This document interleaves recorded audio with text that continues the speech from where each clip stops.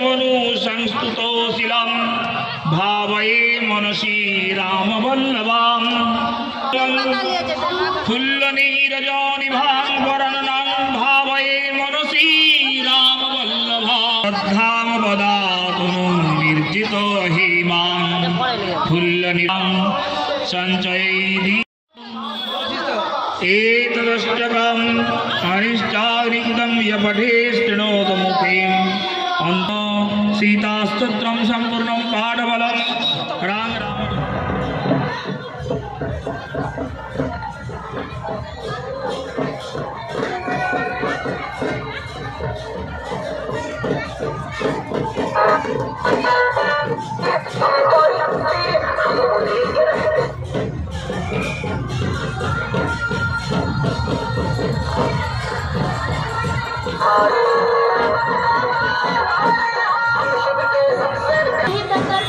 रोज रोज के लाल और चढ़ना उतरना मेरे बस की नहीं है।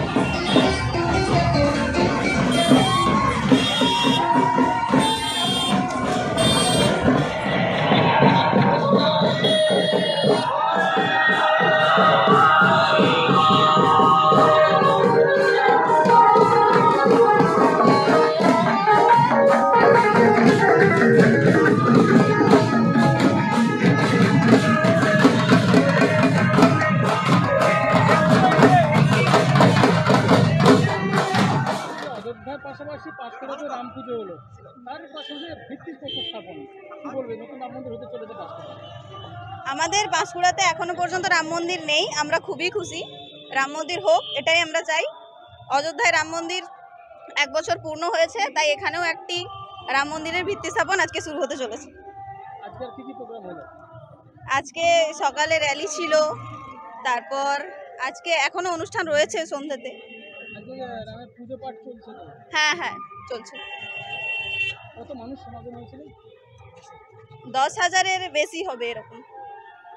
তোমরা আজকে পুজোতে অংশগ্রহণ করেছো? হ্যাঁ হ্যাঁ, আমরা এখানের গ্রামবাসী, তাই এখানে এসেছি। কতটা খুশি রাম মন্দির হতে চলেছে আগামী দিনে পাঁশকুড়ায়? অনেক অনেক খুশি।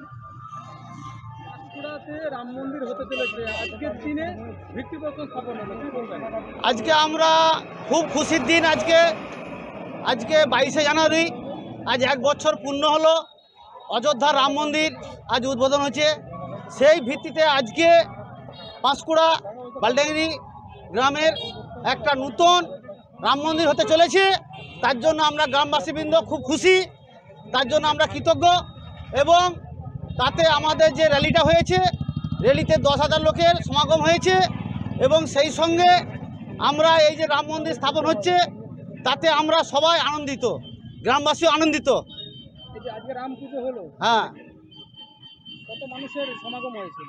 আজকে প্রায় 10,000 মানুষের সমাগম হয়েছে। আপনার নাম?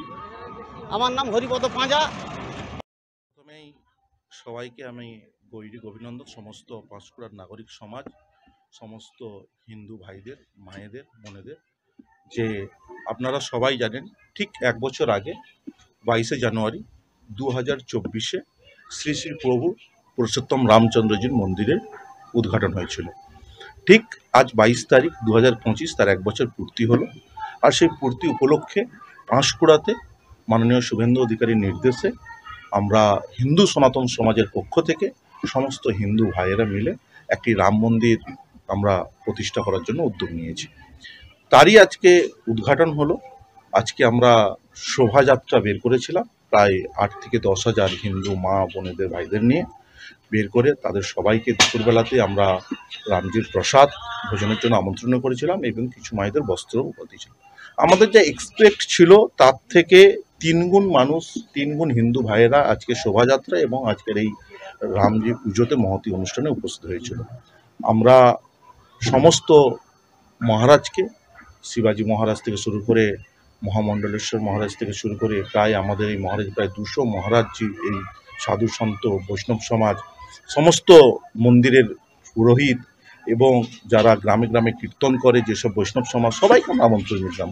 সেই আমন্ত্রণ সবাই সাদরে সম্ভাষণ গ্রহণ করেছে এবং আমাদের এই অনুষ্ঠানে উপস্থিত ছিল। ওনাদেরকেও হিন্দু সনাতন সমাজের পক্ষ থেকে এবং আমার পক্ষ থেকে ধন্যবাদ যে এই মহতী অনুষ্ঠানে ওনারা উপস্থিত হয়েছিলেন।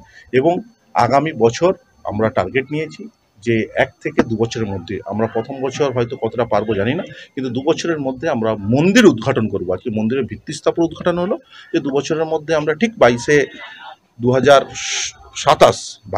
জানুয়ারি আমরা মন্দির উদ্ঘাটন করব। সেই ব্যবস্থাপনা নিয়ে আমাদের হিন্দু সনাতন সমাজ পরিকল্পনা করেছে। এটুকুই সবাইকে বলার ছিল। সবাইকে অসংখ্য ধন্যবাদ। আমার সাইডে শিবাজি মহারাজ আছেন, উনি আমাদের হিন্দুত্ববাদ নিয়ে, হিন্দুত্ব মনোভাব নিয়ে, সনাতন ধর্ম নিয়ে গোটা পশ্চিমবঙ্গ জুড়ে কাজ করছে। ওনাকে আমি কিছু বলার জন্য। দেশ থেকে বিদেশ, জেলা থেকে ব্লক, রাজনীতি, খেলা, বিনোদন সমস্ত খবরে টাটকা আপডেট পেতে সাবস্ক্রাইব করুন আমাদের চ্যানেল হলদিয়া লাইভ।